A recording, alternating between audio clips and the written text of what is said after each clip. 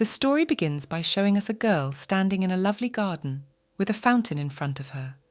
The girl has long pink hair and a beautiful yellow dress. She is the princess of Lubovny, Elenica, who is being held hostage in the great state of Belgorod. At that place, the girl was waiting for the emperor. Suddenly, the one she was waiting for appeared nearby. The boy had ashy hair and red eyes. He spoke to Elenica, and she rushed towards the emperor. When the girl was very close to the young man, she said she missed him very much. Elenica looked the emperor straight in the eye and then called him father. The guy's expression changed a lot at that moment. He looked at the girl with bewilderment and displeasure. The girl quickly realized that she had misspoken again and annoyedly patted her mouth. At that, indignantly. But suddenly the girl looked up at her interlocutor and realized that he did not seem to be angry. At this moment, Elenica looked up, smiled, and said that she wanted to talk about something else. The girl put her hands on her chest and with a look of sincerity asked if the young man would marry her. The emperor addressed the girl as a princess. Elenica, in turn, came even closer to the guy and began to look with an even more sweet and innocent expression straight into his soul. But suddenly the young man said that he had not kidnapped the girl in order to marry her. Elenica replied that she was aware of this. Then the emperor asked the opposite question. Why was she then asking about marriage? The girl hesitated. Elenica declared that it was love at first sight and that there was nothing she could do about it. Suddenly, the emperor interrupted her thought by saying that he did not love the princess. He went on to say that he already had a bride. The girl was in complete shock and disappointment. But suddenly, Elenica said that the emperor had previously claimed that the girl was not his fiancée. But the emperor dryly replied that did he really need to officially deal with this matter in the future? But the girl knew that what he said was a lie. She asked that, assuming that the emperor's future was not yet decided, did His Highness love Lady Aled? The boy replied that he wouldn't be so sure, and the girl glowered, asking if she had a chance in that case. The emperor asked why he should even give such an opportunity. Elenica replied that it was because she liked him a lot. The boy said he wasn't sure. The girl stood bewildered. She was indignant. Was it not enough for him to acknowledge her feelings? Suddenly, she said that if the emperor were to marry her, he would be given many more opportunities than from his marriage to Lady Aled. The young man asked for examples. The princess replied that although she was humble, she owned a small fortune of granaries that had received the blessing of the goddess. But the emperor replied that there were many in Belgorod. The girl further said that since she was the youngest and sweetest daughter, her father would take care of her devotee enough that the emperor could not refuse. But the young man was not taken in by this offer either. Then, Elenica said that after their marriage they would open the road to Glucoman. But the emperor only replied that the road will still be opened without marriage, whether sooner or later. The young man remained steadfast and cold-blooded, but Elenica despaired. She was sad to realize that her country was a tiny, weak kingdom the size of a pea, and if this man knew why the girl was so eager to marry him, he couldn't refuse. She's trying to save him. She thought of the outcome. If the emperor marries Lady Aled, they will have a terrible villain. The woman will raise an evil wizard, and the emperor will die at the hands of his own son before his 40th birthday. But if the girl tells the young man about it, he'll want to know the source of the information, or he'll think she's just crazy. But suddenly Elenica thought that she didn't want to say anything. But the emperor gave her no choice. The girl asked if she was ugly. The young man said he didn't know. Elenica fell into a stupor. She stared at the man for a long time, completely shocked at what was happening. The emperor began to explain that this was the first time he was receiving such a proposal, and that it was very original. But he did not want a loveless marriage. The girl objected, for recently the man had declared that he did not love Lady Aled. Suddenly, the young man declared that he was now trying with all his might to love her. It is for this reason that he is going to send the princess home as soon as the road to Glucoman is opened. And then the emperor simply turned around and began to walk away. The girl clenched her fists in despair. She thought that since the man was able to build an impregnable fortress around her, she should surrender. There's a reason she's so grasping for Emperor Belgorod, who rejected her. Suddenly, The girl was overcome with memories of being transported to the novella 20 years before the main events began. She must prevent the main villain from being born and stop all the unhappiness of the imperial family. And Elenica must save herself from a short life of 5 years. Then she died of mana overload, and the only person who can help her is a descendant of the god Emperor Belgoth, named Eurydion. But unfortunately, the emperor himself firmly refused the princess. He confidently declared that he had no reason to even marry Elenica, and the desperate attempts of the minor heroine to save them both remained unsuccessful, and began with the cruel refusal of the father of the main villain. In the new chapter, we are shown an interesting picture of 2 girls eating a meal. One is the main character, and the other is the girl with red hair. Elenica asks the girl what she plans to name the baby. The girl said that her son-in-law should have chosen a name by now, so she's very curious. The red-haired girl replied that they wanted to name the child Brisney. Elenica had a lump in her throat after hearing this. She was unpleasantly shocked.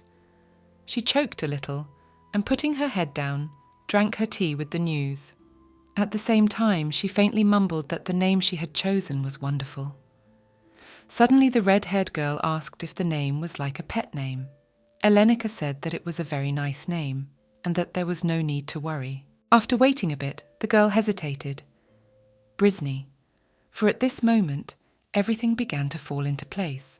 For the moment, the girl entered the world of the short story, Brisney Wants to Be Happy, that she had once read before her death. At the same time, the red-haired girl was pouring sugar cubes into her tea.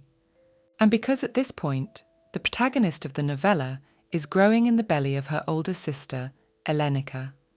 And it all started with a girl waking up in a completely different place about 8 months ago. And on her first morning in her new body, the girl couldn't believe her eyes. When she went to the mirror, she saw skin as white as snow, light pink hair, soft as cotton candy, blue eyes, clear, the word of a clear sky. She turned into a real beauty, while doubting the miracle that was happening. The protagonist spoke her thoughts out loud, and was even more surprised to find herself speaking in a completely different language. Suddenly, out of nowhere, a girl with red hair burst into the room. Elenica was dazzled by her beauty as well, but that girl in turn called the protagonist a princess. Accordingly, Elenica was very surprised. The red-haired girl quickly ran up to her little sister and asked her why she was screaming like that. She started talking about how scared she was when she heard Elenica screaming. Suddenly, the protagonist saw the girls who were dressed as maids standing in the princess's room. Elenica, for her part, couldn't even make sense of what was happening. At this point, the protagonist lowered her gaze and questioned where she was and what was even going on, and who all the other people were. The maids and the red-haired girl were terribly confused and misunderstood. Suddenly, there was a terrible panic among the maids, all screaming for Her Majesty the Queen. They informed the woman that her youngest daughter had lost her memory. At that moment, the king and queen came running. Elenica's mother held her daughter's hands and tearfully asked her if she remembered her. Only the protagonist thought only of the fact that even those who call themselves her parents ran up to her. She had never had people she could consider her family before, and so she sat beside the queen and began to cry, and as she suddenly cried out, she wondered where she had gotten to. The girl sitting at the table began to remember that she'd once been in an accident. She was riding on a bus, reading a novel, and leaning her head against the window. Suddenly she felt a shock, and later, because of the shock, she lost consciousness. But now she thanks fate for the fact that not only did not die, but became an absolute beauty, and a princess too. But Elenica had a bad feeling, like déjà vu. It seemed as if this place should be unfamiliar to her, but it was as if she had heard of it often. As she was suddenly called out by name by a young man. He introduced himself as her personal guard by the name of Fernandis Cardio. The girl promptly looked up at him with a perplexed look. At this point, the protagonist asked the guy to repeat his name again. He reintroduced himself, and in Elenica's memories, she clearly remembered reading the novel on her phone. That's where she saw Cardio's name. The protagonist began to explain herself to the young man. She said that she seemed to have an overactive imagination and that nothing was wrong, but she was sure that she'd seen the name Cardio before. She asked the guard if he had a son or brother. The girl began to remember that in a novel she had previously read, there was a protagonist named Alexio Lazarus Cardio. He was a knight whose incredible beauty made the heart flutter. And at this point, the young man replied that he could not have a son, as he was unmarried, nor a brother. He was the only child in the family. And at that moment, Elenica realized that these were really familiar words. All this happened in the novel Breezy Wants to Be Happy. She did get there, but only while the main characters weren't born yet. The girl lowered her gaze and stared at one point throughout. Suddenly Cardio called out to her. At this point, Elenica was taken aback. She abruptly realized that the story had been unfolding since the theft of her pregnant sister, Theseus. And unfortunately, at this point, the protagonist is only in the prologue of a brutal story. The protagonist found herself in her room. She was lying on her bed and thinking about what was happening. She couldn't believe that she was in someone else's body at all. To her, it was both crazy, nonsensical, and gibberish at the same time. But if you think about it, as strange as it sounds, it might make sense. Because if you compare the lands, you can conclude that Lebovny is the smallest and weakest kingdom, while Belgoth is the strongest country in the Eastern Rikers. And in the novella, it was the great ruler of Belgoth who stole Tezevia's sister. An unexpected attack, kidnapping, and subsequent imprisonment. The man behaved like a bastard, but if you get a closer look at his story, you'll realize that he's also a man with a hard fate and a tragic death. That's why the protagonist cried tears when she read the novel. But at the same time, Elenica couldn't understand why she was afraid of the man. Either it's because he's a powerful emperor, or because he's become a real man. But either way, the kidnapping of her sister was just a prologue to the whole story. It was just the beginning of the great tragedy of the parents of the protagonists. The story of the passionate and unusual love between a princess and her guard. And in the novella to which the girl was transported, there were three main characters. The first princess of Lebovny, Thesebia's daughter Brisny, Brisny's guard, Alexio, and the main villain, the tyrant emperor of Belgoth, Dekarb Belgoth. This story is about how the main characters help each other heal the traumas of childhood. It could be said that none of the main characters' parents had a peaceful life. At this point, the girl was sitting there thinking that it wasn't really about their restlessness, but the fact that everyone died anyway. After the kidnapping, the notes of a serene, quiet, and measured life had evaporated. The main character recalled the plot of the novella. Brisny's father, Duke Levalon, went to rescue his pregnant wife from captivity and died in battle. Tezevia learned the terrible news while in a foreign land, and because of the shock she suffered, she gave birth to the child several weeks before her due date. After that, Lebovny and Belgot never made a truce. It was not until Brisny was 10 years old that she and her mother were able to return home. The loss of Brisny made Dekarb's heart ache with grief and anger. And then Elenica realized that Belgot Dekarb's middle name was too long, so she forgot it. He became a villain who gained the ability to control the souls of hell. After Brisny left, 11-year-old Dekarb sacrificed his own father to black magic, in order to become emperor himself and take over the kingdom of Lebovny, where Brisny was just located. At first, Elenica felt sorry for the emperor, calling him father, but then she realized he was very scary. And before long, Tezevia died of a contracted illness. That's 3 victims of sad circumstances. Elenica began to count all the people who had tragically died.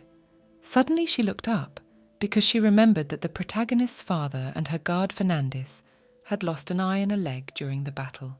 If you look at it that way, the parents of the protagonists are doomed to a miserable life. At the same time, the girl remained convinced that the original story was about the healing powers of youth and love, and if everything repeats the same way as in the novel, they will have a very sad end, and pregnant Theseus is living proof of that. The main character was very worried about this transformation in her life. She didn't fully realize that she was in someone else's body. She even thought at times that she was in a coma after the accident, or that she was taken by aliens. She can't fully accept this reality, but at this point, she has no choice. Since she can tell from her sister's timeline that the country is about to be invaded by Belgoth. All this was going on in Elenica's mind. She was sitting in the garden with her sister, drinking tea. Suddenly, Tezevia called out to her, saying that she looked funny. She looked up and said she was very happy. And with a smile on her face, she said that the occasion was the imminent birth of Brisny. The action moves to the room where Elenica is sitting at the table making a decision.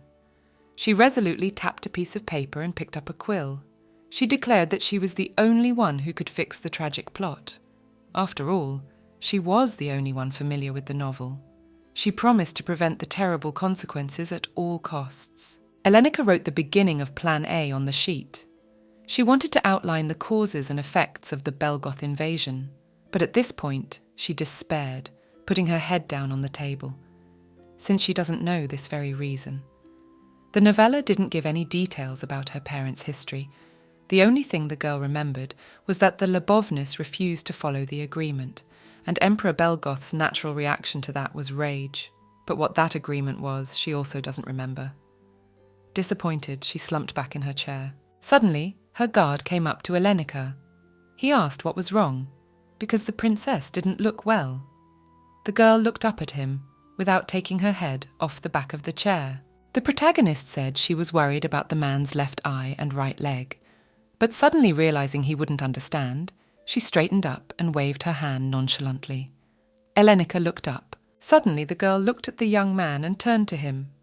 She asked at once if Lubovny had signed any agreement with Belgoth. The guard replied that suddenly by agreement she meant a tripartite treaty on Glucoman. And that's when it hit Elenica. The man began to explain that the treaty was that the Lubovny would open the road to Glucoman, and Belgoth would in turn smuggle mana stones from Azikian. Elenica remembered that in the novel, the characters had already mentioned the topic of the international situation. Now the girl wondered who had first decided to break the agreement. Her father, the king of Lubovny. The protagonist rose from her seat and strode forward with determination, saying that the king of a country the size of a fingernail has the courage of a lion. At this point, a man asked where the princess was going. Elenica walked towards her goal very confidently, stating that she thought she should become the secret hero who would save their kingdom. The girl burst into her father's room. The king smiled at her affectionately when he saw her, but immediately changed, because Elenica ran up to him too sharply. And when the protagonist realized that her exit is too rough, she deftly picked up her father's hand and turned to him again with all tenderness. She knew the king had a weakness for her sweet expressions, so she must show all her charm. She asked him to tell her about the Treaty of Glucoman. At that moment, the king looked away frantically. He shrank back and faintly mumbled that his youngest daughter should not know about all these international affairs. While he turned his back on Elenica, she questioned him. If he was up to something strange, her father began to evade the question. Suddenly, the protagonist tried a new method. She wailed loudly. After hesitating a bit, the protagonist explained that she had no appetite at all, so she didn't necessarily need to set things up here, to which the maid replied that she needed to eat normally at least a little. Originally, Belgoth was a country without mana stones, but because these stones were vital to the defense of the palace and the borders of the empire, Belgoth made a trade treaty with Azikian, which had deposits of mana stones. As a result, Belgoth, which was in the east, was allowed to use the Glucoman road, the shortest route to Azikian, which is in the west. Recently, huge reserves of stones were discovered in Azikian, and trade activity between the two countries skyrocketed. When it happened, Elenica's father's greed got the best of him. He thought that if he did what he wanted to do, he could make a lot of money sitting around. He decided to change the terms of the contract. It was that using the Glucoman road would not cost a fixed amount of mana stones, but 10% of the total supply. The protagonist was very surprised after listening to this. After all, for the last 50 years, her father had been getting 100 stones per shipment, and then he demanded 1,000, but let's discuss that beforehand with the other parties. Elenica asked if the king was afraid of the empire's revenge. The man in turn patted his daughter's shoulder and said that no matter how strong the eastern state of Belgoth was, they had made a peace treaty with Riker, so they would never harm them. The girl was angry. She wasn't happy with her father's actions like that. He had already undermined the patience of that country. Then she asked if the king was going to open the road back, and he said there was no reason to do so. The action moves to a garden where the protagonist was walking with her sister. She reflected on the fact that although she had not started, she had already lost. Elenica was in despair and could not concentrate on the walk. Suddenly, Tesavia called the girl by name and asked what was wrong, for it seems as if the one is hovering in the clouds. Elenica replied that she was not worried and that everything was fine. Tesavia said that if the protagonist had any difficulties, she should be sure to share it with her sister. But Elenica wasn't going to tell her anyway, because you can't worry a pregnant woman. Also, Tesavia said that if anything happened to Yenny, she would do her best to help. Elenica was once again convinced that her sister was a true angel. She grabbed the pregnant girl's hands and said she would protect her. Now, with Plan A failing, we had to move on to Plan B. It was that if she couldn't prevent Belgoth from invading the kingdom, she had to prevent her sister from being kidnapped. But suddenly the girl realized she didn't know when Belgoth was going to attack. Now the scene of the action shifted to the Duchy of Levalon. Inside the huge building sat Elenica and the Duke of Levalon's younger brother, the princess's best friend, Sergei Levalon. He asked what she was doing here, since it was rather spontaneous to leave her palace like this. The girl, however, raised her deep gaze at the guy while hugging a pillow. The main character asked Sergei a question. She asked if he knew her deep thoughts. The young man, on the other hand, with a smirk on his face, asked if she knew her deep thoughts. At that moment, the girl threw a pillow at the guy. She was thinking that the only reliable way to protect her sister was to stay by her side at all times. But keeping a married sister in the palace isn't that easy. Sergei said that the girl was the same as before, except that she was even more out of control. Elenica responded with a cute grimace and asked him to shut his mouth. The young man said that at this rate no one would see her as a princess. The girl plopped down on the bed. She thought about the fact that she was only in the body of a minor character, and that she couldn't make much of a difference. So the people closest to her don't notice the switch. It means that luckily her character is like the real Elenica. When suddenly her best friend turned to her. He asked her if something had really happened. She barely looked up from her pillow and said that something had actually happened. She said that he had to come and save her at the right moment. The young man shouted why he should save Elenica when she has a personal guard. The protagonist replied that he would run to her rescue. That's exactly what happened in the first scene of the original. All she has to do is to get Thesabia to safety, and she'll hide there too, of course. Looking sternly at the protagonist, the man wondered if she meant to say that the former knight who couldn't stand even that was fine. But the woman, dismissing his hand with irritation, explained that she wasn't sick or dying, but that there had simply been a misunderstanding. How suddenly the protagonist thought about the fact that she hadn't thought at all about Emperor Belgoth's goals at the time, and that in Lebovny's kingdom, the princess wasn't just her older sister. We are shown a picture of the family apparently having breakfast outdoors. The king asks Tesavia what the doctor has told her. The girl replied that everything was fine and there was nothing to worry about. The protagonist was very happy to hear this, but she still could not calm down. The girl felt out of her depth. She felt anxious. When suddenly, the protagonist jumped out of her seat, grabbed her older sister under her arm, and said that it was time to call it a day, because a pregnant woman shouldn't be outside so long. At this point, Tesavia replied that not even 2 hours had passed yet. Elenica retorted that that would be enough time for her. The parents sat there puzzled, and the protagonist said that her sister had been getting tired lately, even from small walks. She smiled sweetly, wrapping her arm around her sister's arm. She waved at her parents and told them not to stay out in the sun too long. Fearfully frozen in place, the old man offered to kill him, and afterwards, falling on his knees before the girl, began to beg the man to do so, as he could not understand the reason. The main character grabbed her sister's hand and ran to safety. Tesavia asked how their mum and dad were, and Elenica told her that they'd be fine. They'll be fine, because in the original, Emperor Belgotha kidnapped only the older sister.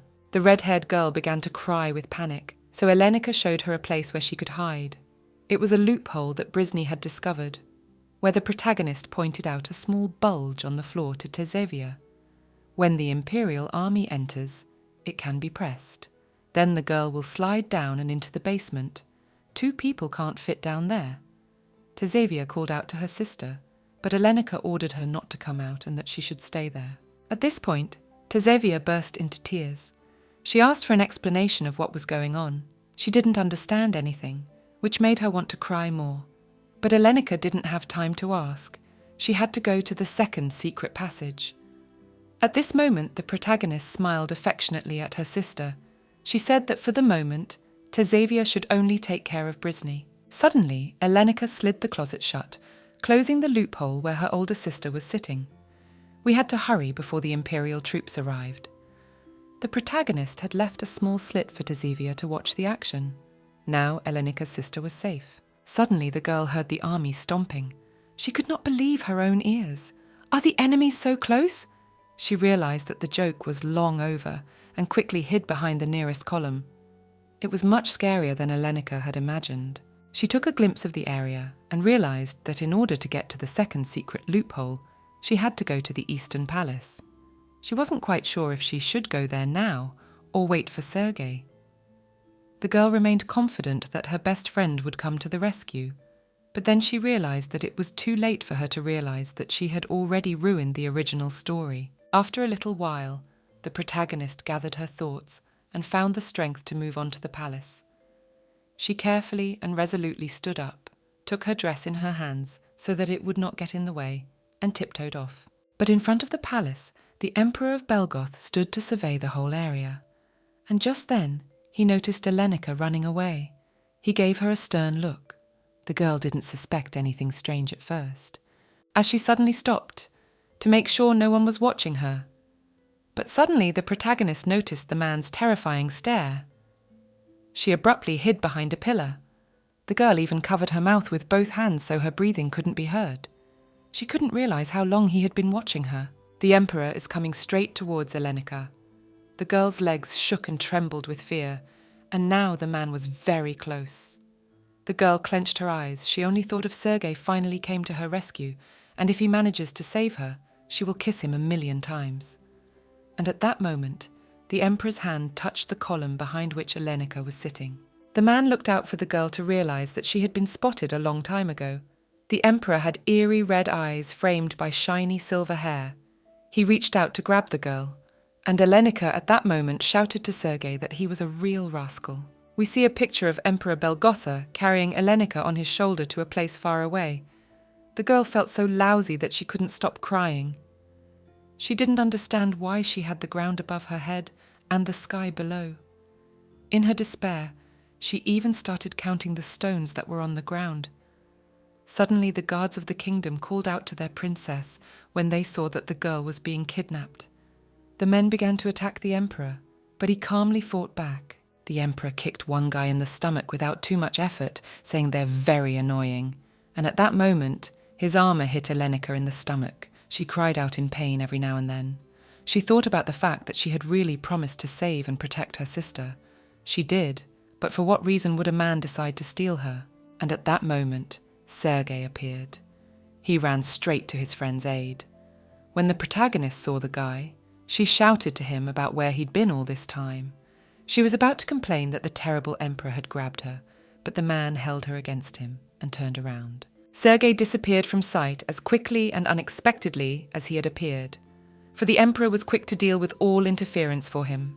As suddenly, Elenica completely burst into tears of pain and suddenly shouted out. The girl called the man Mr. Father, and with all politeness asked him to lower her to the ground.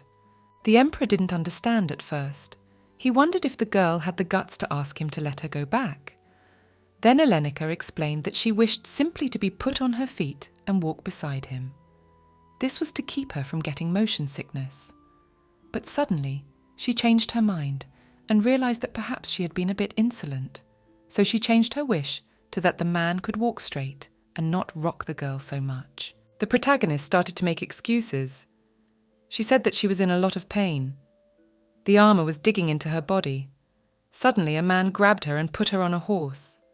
The girl was in complete amazement. At that moment, Elenica clung to the horse with all her strength. She began to panic, for she was afraid of falling off the animal. The emperor touched her and asked her to be quiet. He straightened her back and showed her how to hold the horse so she wouldn't fall off the horse. A short time later, the man ordered the Belgoth army to move out. The horses galloped away. They began to speed up, and the emperor held the girl as they rode. Suddenly, the emperor shouted to the army that it was time to enter the magic circle. And then, right in front of them, a mysterious blue circle appeared. It was made up of various patterns and was very bright, so bright that it was blinding to the eyes. That's why Belgoth put his hand over the girl's face. He ordered the army to ride as long as they could, without stopping, until they set foot on Belgoth's land. The protagonist fainted and couldn't recover for a long time. When she slowly began to wake up, she vaguely saw the emperor and an old man in front of her, apparently a physician. Her head was aching and buzzing, and at that moment, the man saw that she had finally woken up. When the protagonist saw the emperor in front of her face, she said what a handsome man was talking to her. The man asked the physician what was wrong with her. The old man replied that she should be examined first. The grandfather in the green robe approached the princess and even apologized to her for the liberty he would take afterwards. He stretched out his hand, and a similar magic circle appeared in front of her, only smaller. The protagonist became very dizzy. She couldn't figure out what was causing it, as suddenly the healer touched Elenika's forehead. From the pain, the girl knocked the old man's hand, and at that moment the protagonist fell on her back in pain. The girl already thought she was dying. She just wanted someone to save her and end this horror. Embarrassed, the girl looked away and explained that it was impossible, and afterwards, taking her hands away from his face, she explained that she could only say that he didn't. The protagonist was lying on the ground, belly down and sobbing. She whimpered about why things had gotten so bad. She had spent days trying to protect her sister in support. And now Elenika had been kidnapped instead, like some kind of sack. It was the first time she had ever ridden a horse, and the first time she had ever experienced such a headache. At the same time, the emperor came closer and closer to her. She yelled out that even if she had known this was going to happen, she would have saved her sister at any cost, and that seemed the saddest of all. She asked the man why, if he was originally going to kidnap her pregnant sister, he took her. At this, the girl called the emperor bad. She also wondered why she had grabbed his leg out of everything at hand. Suddenly at that moment, a man picked up the princess under her armpits, deftly lifted her above the ground, and asked her why she was so sad. He looked at her with a piercing gaze, and Elenika noticed that the emperor was very handsome. Without thinking, the man sat the protagonist down on the flag of Belgoth. He knelt down and wiped the tears from the princess's cheeks, apologizing.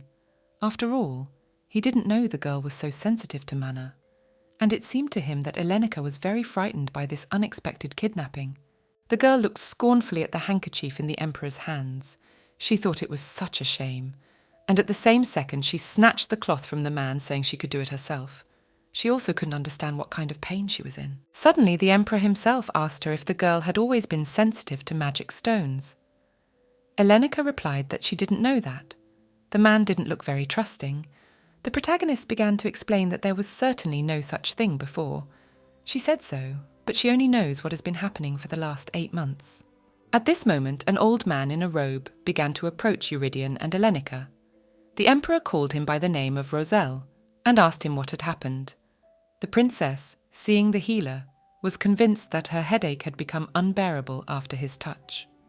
Well, the grandfather in turn began to explain that if a girl is more sensitive to manna than a normal person, then such a reaction is not surprising.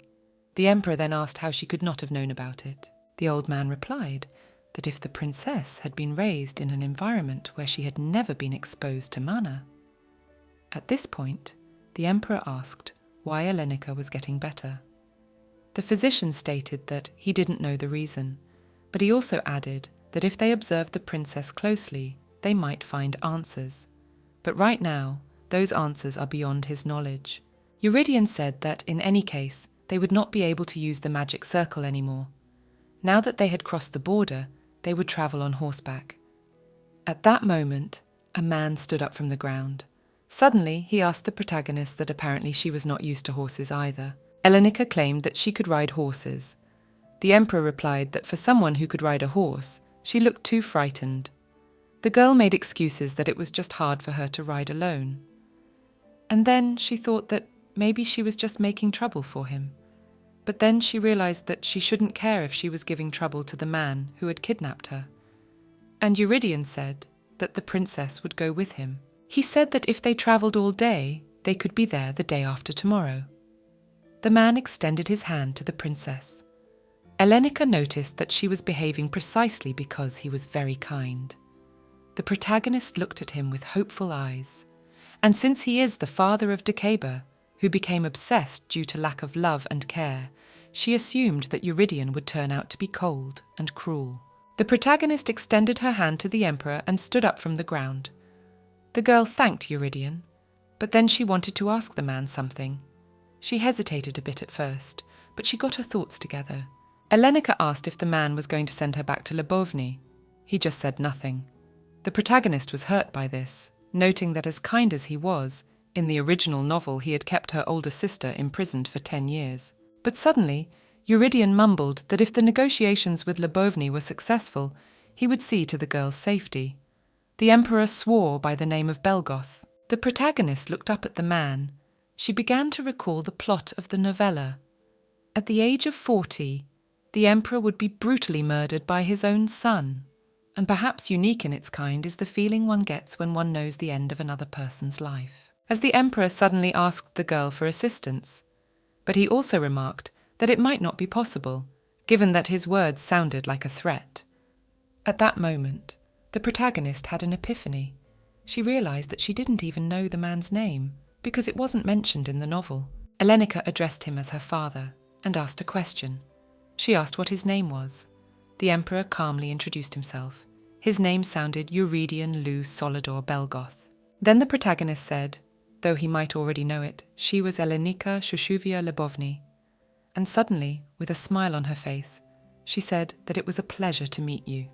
Eurydion looked back at her with a kind of pleasant surprise. Belgoth's army was on its way back home. The princess was riding on the same horse as the emperor.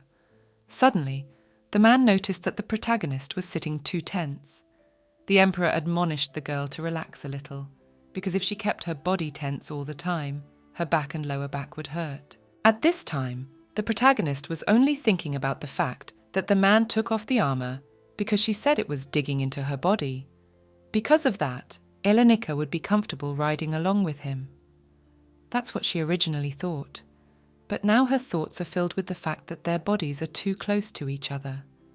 And his strong muscles under his clothes and his every movement was too clearly felt. In general, the girl was very embarrassed. And most importantly, the man didn't sweat at all. The protagonist looked at Eurydion with such admiration, and yet she seemed to feel better just from breathing in the clean and fresh scent. It was as if Elenica was gaining energy. As suddenly the girl abruptly moved away from the man. In a moment, she began to realize that she was becoming like those shameless women. The girl was thinking too much that she almost fell off her horse, but Eurydion was able to grab her in time. The man told Elenica to sit still. The protagonist was still thinking about how embarrassing it all was. A few hours later, the army took a break. They camped in the forest, but at that place, the protagonist became very sick again. She was literally curled up on the ground in pain, and everything seemed to be fine. Only the girl was watching Roselle make a fire with magic. Suddenly, Eurydion grabbed Elenica's hand. She felt much better at once. The girl slowly tried to get to her feet, but she only fell into the man's arms. But after that, her suffering disappeared completely. It's unclear why that happened. At that moment, Eurydion began to rise from the ground with the girl in his arms. Suddenly, he turned to Roselle. He asked if the princess was too sensitive to magic. Elenica only trembled in the strong man's hands. At this time, the healer in the green robe replied guiltily that he was only trying to light a fire. This strange thing has happened to the girl 3 times now. The first time was when she and her army passed through the magic circle.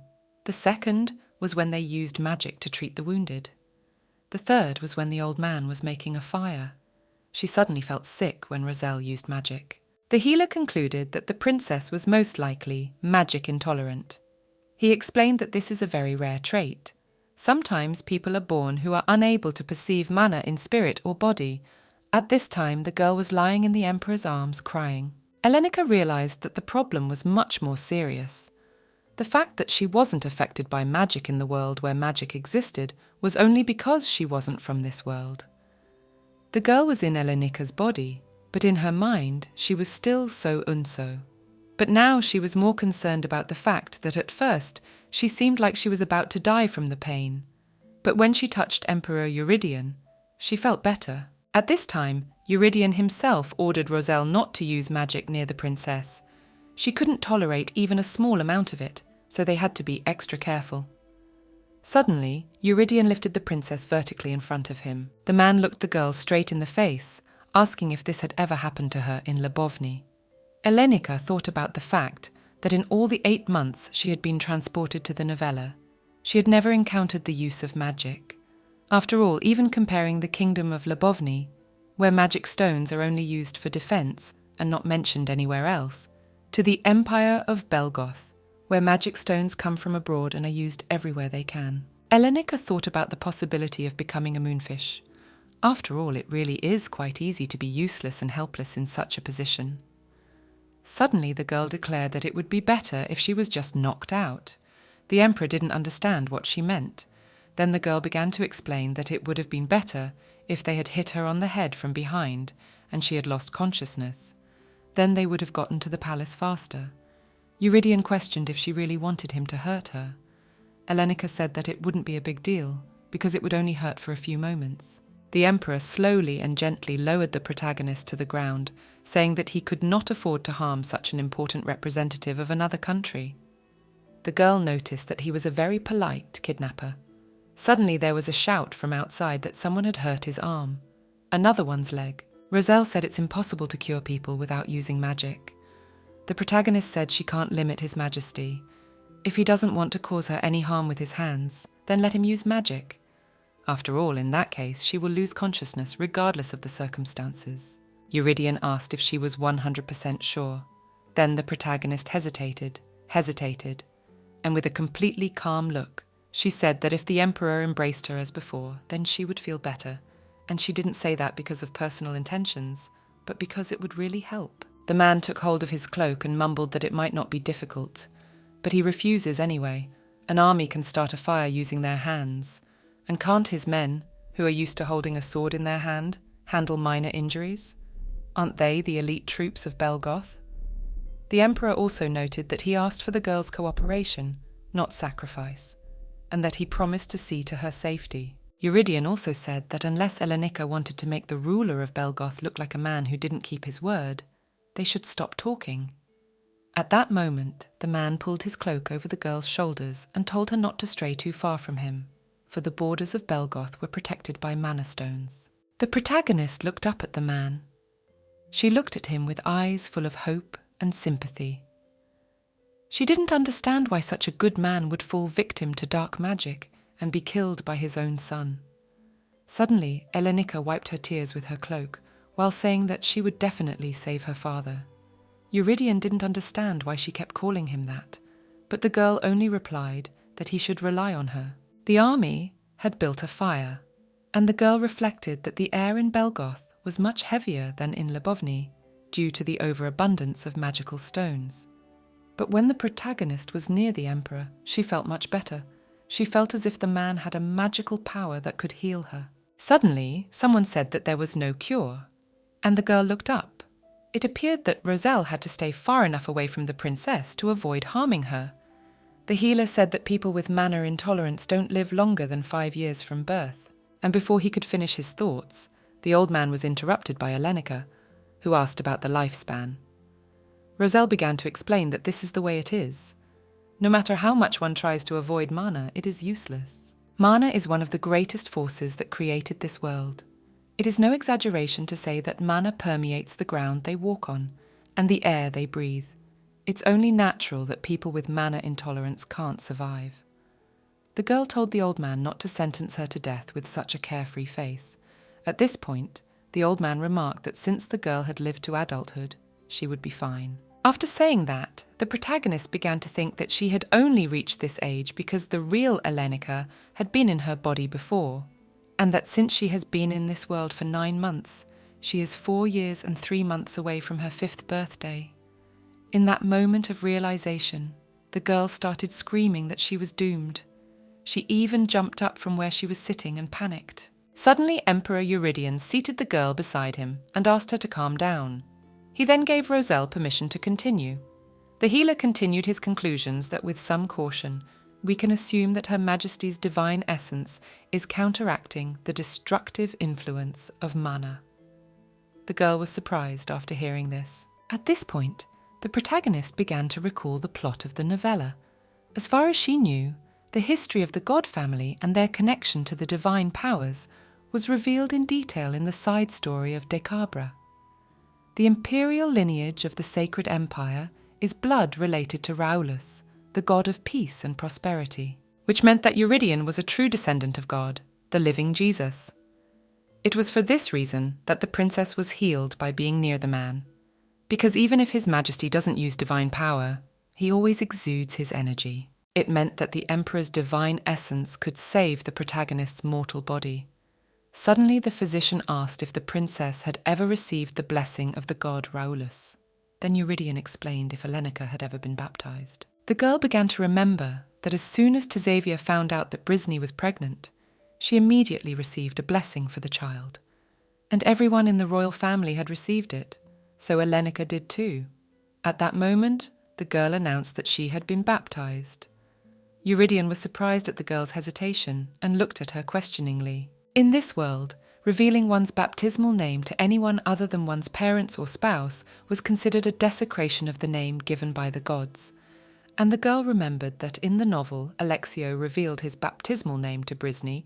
It was her favourite scene. But Elenica quickly changed her mind, for it was not the right time to think about the novella. At this point, Eurydion said that the princess must be baptized, for Lebovant is one of the countries protected by Raulus. At this point, Rosal added that she was, and it is because the girl is protected by a god that she remains unharmed. And Elenica, smiling sweetly, said that what had happened was not Rosal's fault. If anyone remained guilty, it was the girl who came from the other world. A little while later, the company was talking about how they basically don't have to worry because the capital is a blessed land. And if you summarize it all up, it turns out that the girl has an intolerance to magic because she is from another world. But fortunately, Elenica's body has been blessed by the god, so if she is near Eurydion, her pain will be minimized. The protagonist began to reflect on her failed plans. To prevent the kidnapping of her sister half realized, because the sister stayed in Lebovny, but here was kidnapped Elenica herself. On top of that, the girl turned into a moonfish because of mana intolerance. The main concern right now is Elenica's own life, so this was not the time to worry about the well-being of the others. At this point, the girl looked up and thought to herself, who could have imagined that a minor character doomed to a miserable death would be her saviour? Suddenly, the man looked at the pensive princess. The protagonist herself had a new plan in her head. She needed to win the favour of a minor character. If she's in this situation, there's only one way out. Her life would depend on it. Until Elenica finds another way to save this body, she must stay by Eurydion's side, and to prevent a man from being killed by his son, Decabra must not learn dark magic. But that's the magic he learned from his mother. Suddenly, a realization came to the girl. It appeared that in order for the emperor not to marry Lady Ellard, Elenica had to get his attention. The protagonist was thinking too much about it, so she didn't even notice that Eurydion had already tried to shout at her several times. When she finally heard, she was startled. But when she remembered her perfect plan again, she looked at the man with a look full of sparks of hope. The army took a halt again. The emperor looked at the protagonist, who was actively thinking about something. Elenica with eyes full of happiness. The girl dreamed that she would like to marry a kind, gentle and handsome man, even if it's just a fantasy to last forever. Suddenly, Eurydion asked Elenica what she was thinking. The protagonist said that Mr. Father was very handsome, and that she would marry him. The man looked at the girl questioningly and remained silent. At that moment, Elenica wondered why the emperor was looking at her so strangely. And then the memories of yesterday flashed before her eyes like a panorama. She realized that she had acted a little shamelessly yesterday. The protagonist fell to the ground in despair and ordered herself to stop thinking about it. There was an aura of gloom around her, and Eurydion noticed that she was a strange person. To Elenica, that equaled a very strange girl. It was a real shame for her. The protagonist became desperate. She stated that she was very mistaken. How was she ever going to marry him in the first place? Even if she spent her whole life on it, Emperor Belgoth would still have no reason to marry a princess from a small country the size of a fingernail. As Eurydion suddenly turned to the princess, the latter raised her gaze to him. The man held out his hand to the girl, and Elenica approached. Suddenly the emperor picked up the princess in his arms and deftly placed her on a horse. The protagonist was beginning to get used to it. The man ordered the army to move out. He said that by tonight they would have arrived at the capital, so they should give their best. At this moment, the girl thought that even if she married the emperor, she would definitely not let him marry a dark witch. Suddenly the girl started to remember what happened in the novel. In the story, Lady Elad indoctrinated her son that he was the product of the strongest divine energy and darkest mana. Whatever Dakaba desires, he can have it all. Even if it's the world of the gods outside of Udet, all he has to do is wish for it. Elad asked how it feels to hold the power that a boy can shake the world with. The protagonist thought that it was this woman who started the destruction of Decembras. She showed her son the world of black magic, so we can conclude that she's not entirely sane. At that moment, Elenica clung to Eurydion's chest. But then it hit her. She didn't know when the emperor was getting married.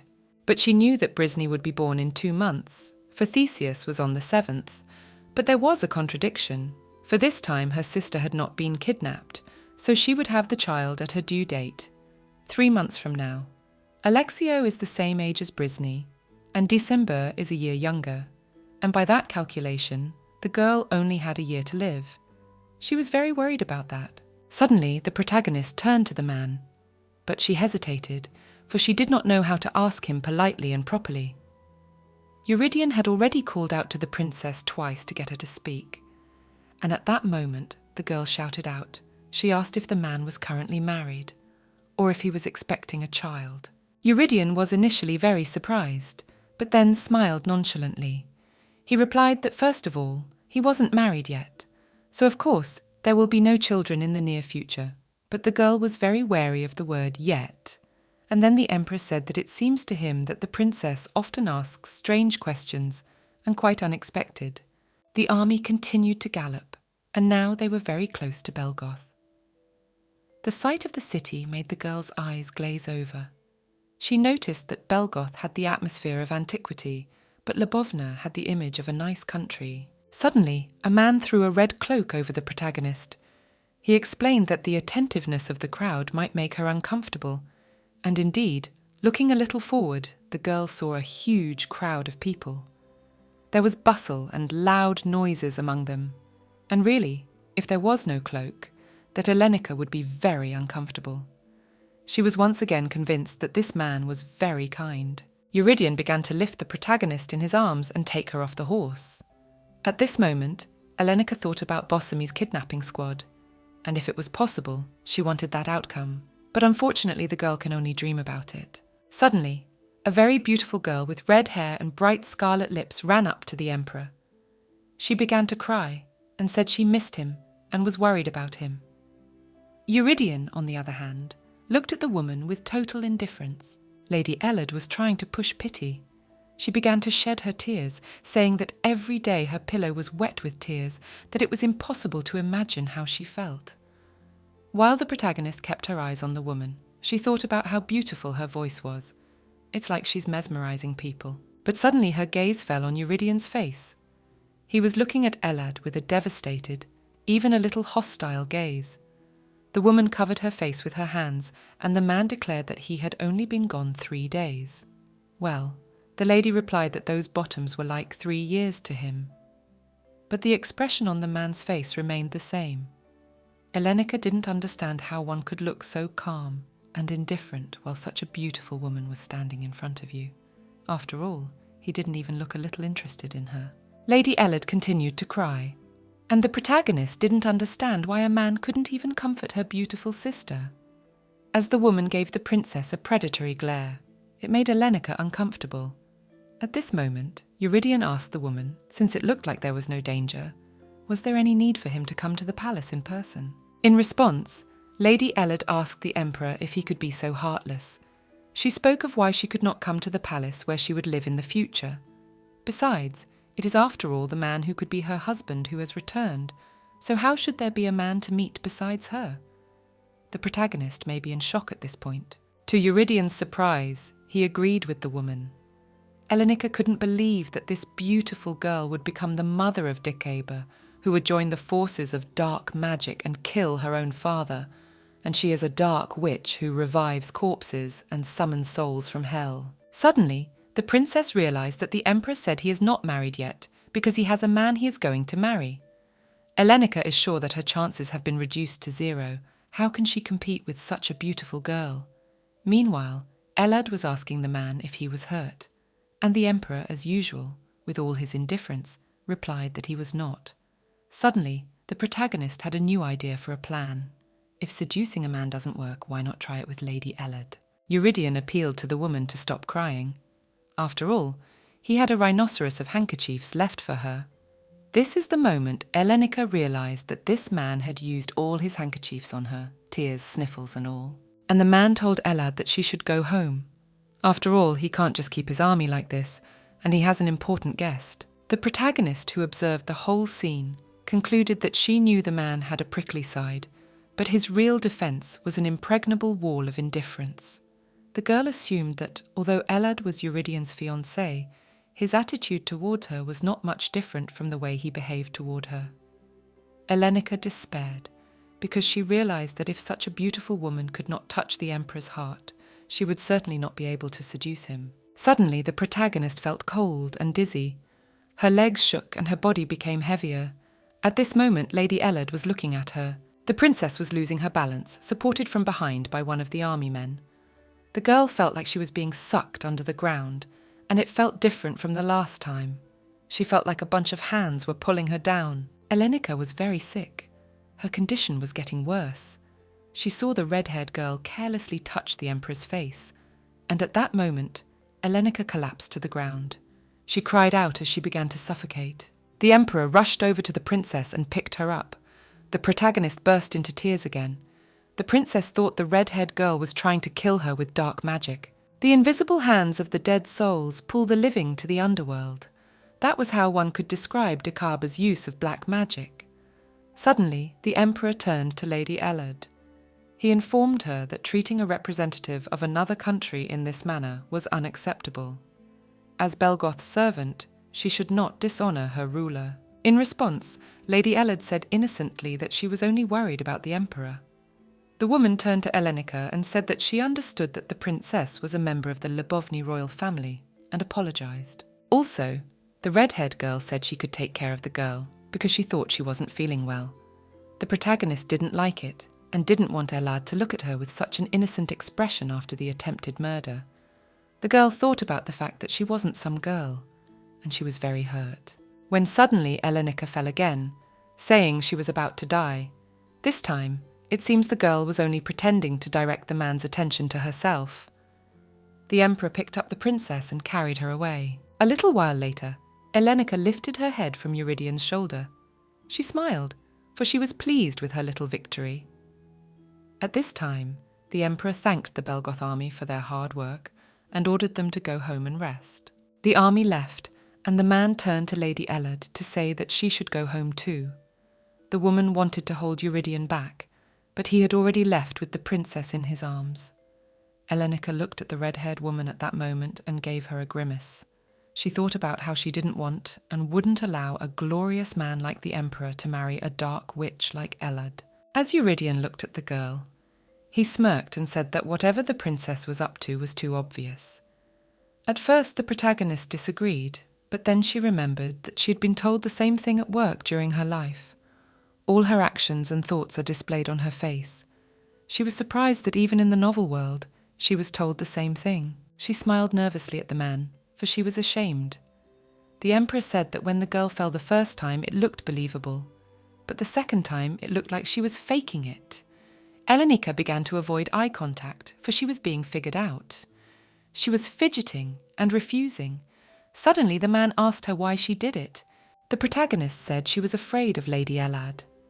Suddenly, she realized she was too close to Eurydian, but she didn't want to talk about it, so she just lowered her gaze. At this point, the man began to explain that Ella was the second mage of the tower. After all, The first and strongest was Roselle. The girl asked if the emperor knew that the woman was a mage. Then Eurydion said it would be strange if he didn't know. The girl thought that Elad was hiding her abilities, but that was not the case. After all, it would seem that black magic is forbidden on the continent of Riker. Dark magic steals the souls of the dead and turns the bodies of the dead into puppets. Of course, if someone is caught using dark magic, the punishment is death. That's why black magic is studied in secret. Knowledge is passed from teacher to student. And yet Lady Elad is the second strongest wizard in the tower. The girl was afraid she'd crossed the path of such a fearsome man. And Elenica felt strange because Elad is very strong. Also, the protagonist hoped that the man just didn't know the truth, so he would want to marry the woman. Suddenly the man said he would warn Saleya Elad not to use magic in the presence of the princess. The protagonist interrupted the man and said that the hands that touched her were cold and wet. The man began to explain that he wanted the princess to meet Lady Elad as little as possible, as she was used to using magic often. This woman has contributed a great deal to the improvement of the Belgoth Tower. Her magic is so strong that great strides have been made in the tower's defence, thanks to her. At that moment, Elenica realised that she was doomed. She can't rely on luck. It seems that the man trusts Lady Elad's magical abilities. Suddenly, the protagonist grabbed her collar and revealed that the Emperor trusts a woman who is a dark witch and that she will not stop even in the face of death. And that she knows all this because she read it in a book. But the girl couldn't just tell him. Besides, if she didn't keep her mouth shut, the strange sister would disappear her again. It was a matter of survival. Suddenly, the Emperor said anyway, he would try to arrange it so that Elad would not be close to the princess. The protagonist looked up at the man and said that he was very cool, addressing him as father again. Eurydion thanked the girl, looking her straight in the face. Elenica was again embarrassed by the Emperor's beauty. Suddenly she saw the palace in front of her. Onion roofs, large windows, ivory curtains. This castle is reminiscent of Lubovna's castle. At that moment the protagonist began to break free of the Emperor's grip. She jumped to the ground and came closer and closer to the castle. As she did so, the girl thought about the fact that Tazavia was staring at the castle with unblinking eyes and hugging her large belly. This view reminded her sister of her home country. Tears rolled down her cheeks. Did the Emperor of Belgoth orchestrate all of this? The girl was standing very close to the palace of Beliluk, where Theseus and Brisne lived in the original novel. Elenica was very surprised and delighted by what she saw. Also standing near them were the maids. Those women greeted His Highness. At that moment, the protagonist began to head forward, but she stopped abruptly as she passed one of the maids and felt she knew her. Suddenly she remembered moments from the novel. This particular maid had pulled the curtains in Thesebia's room when she was imprisoned. When Elenica's older sister was kept in this castle, she usually had a blank stare. In the Beliluk palace, this maid cared for Thesebius more than anyone else. She admitted that she was from the southern part of Lubovnia. Her name was Marianne. She had short brown hair and brown eyes. Suddenly, Elenica turned to this girl. In the novella, it was said that in Belgoth, this maid was the closest person to Tazavia and Brisne. The protagonist meets her for the first time, but she feels like she's known her for a long time. At that moment, Elenica turned around and went inside the castle. She walked up a huge staircase with a red carpet on it. When you go up those stairs, you come to this room. That was the room where Tazavia and Brisne lived. The protagonist opened the door to the room, and rays of sunlight burst out. The girl stepped inside the room. She couldn't believe that the world, which had been just words to her before, had now come to life. Elenica had long ago accepted that she was in a novel, so why did she feel so strange now? Could it be because of what Thesabia had suffered here for 10 years? The girl thought to herself that she had done a good job.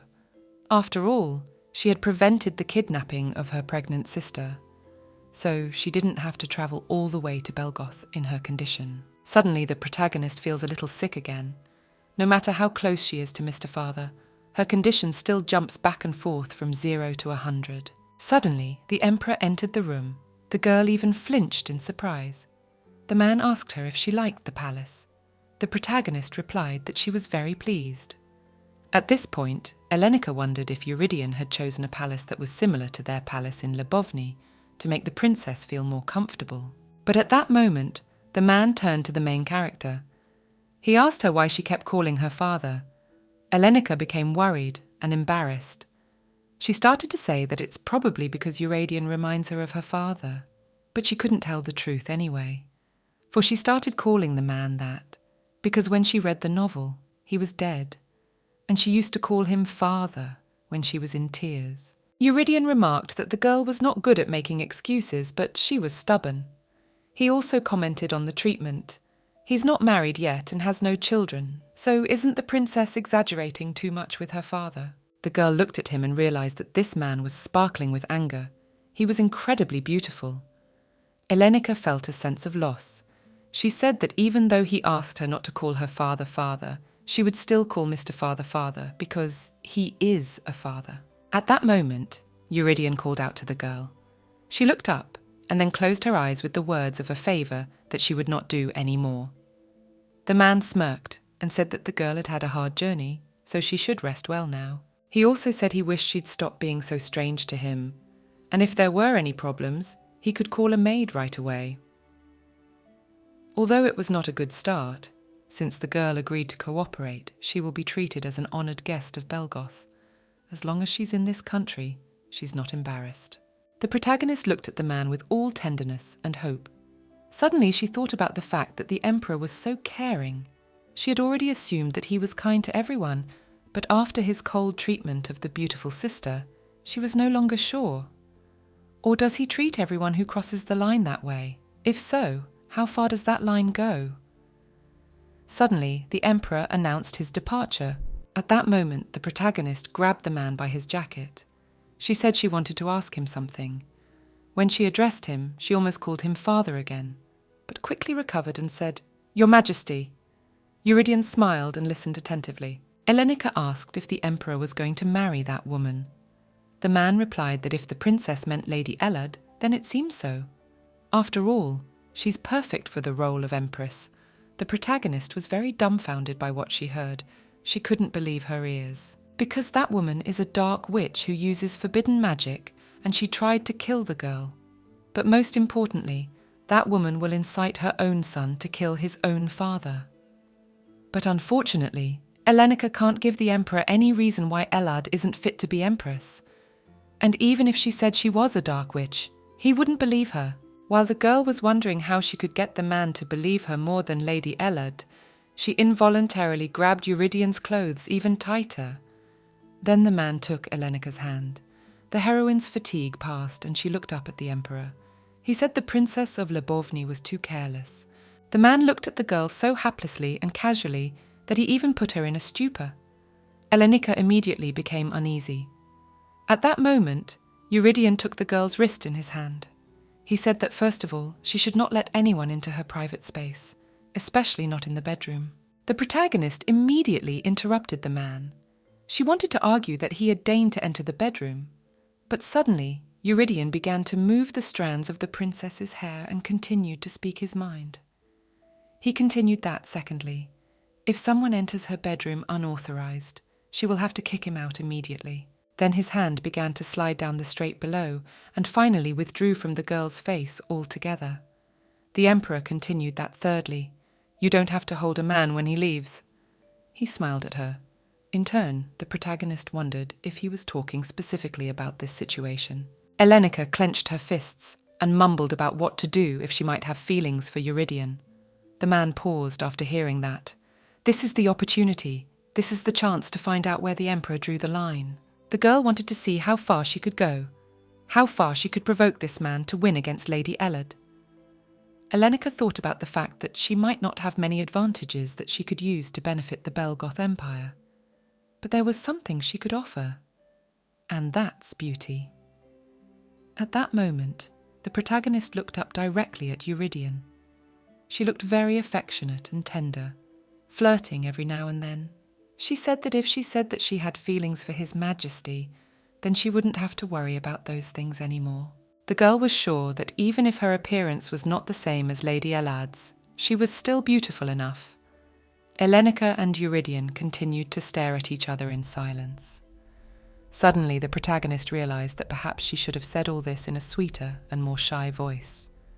The man in his turn looked at Elenica contemptuously and thought what he should do with this girl. He continued that fourthly, she should never ever, under any circumstances, say such words to anyone. The protagonist shuddered after hearing this. Eurydion continued, he said that the princess had better not try to deceive him, for he is quite perceptive. Elenica was a little angry after hearing that. After all, he calls himself shrewd, but he doesn't realize what kind of evil woman he trusts. Suddenly she said that it seems like Eurydion doesn't see her as a woman at all.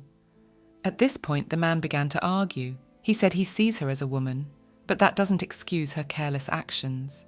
You never know how things will turn out. He also said that he was leaving, so the princess should get some rest. The protagonist was alone in the room.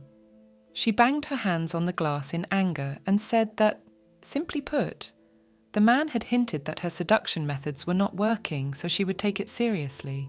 From this point on, the plan to conquer a minor character sounded like seduce the villain's father. Eurydion was walking away, while the girl continued to stare at him angrily out the window. The man noticed this and wondered how long the junior princess of Lubovny would be doing this. He felt like the back of his head would burn at the mere sight of Elenica. The man looked out the window with a smirk. He thought about what an amazing woman Elenica was. She looked so sweet, and though at first glance there seems to be nothing special about her, she has an incredibly strong presence to her. The Eurydion never intended to harm the princess they were supposed to take hostage. He hadn't originally organised the trek to Lubovny because he was going to cause carnage.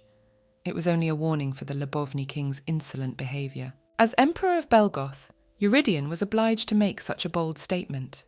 He deliberately selected his best soldiers and divided them into small groups, while instructing them to make every effort to avoid deaths. Given this warning, it was now only a matter of time before Lubovny opened the way for Glucoman. That should be enough. But now the Emperor has a feeling that they've chosen someone very troubled as a prisoner. But the truth was that Eurydion couldn't shake the thought that they had taken an innocent princess hostage, who had led a carefree life and knew no grief. By this time the man had already reached the room. He opened the door, and there stood a servant boy. The Emperor asked him if he had completed his errand.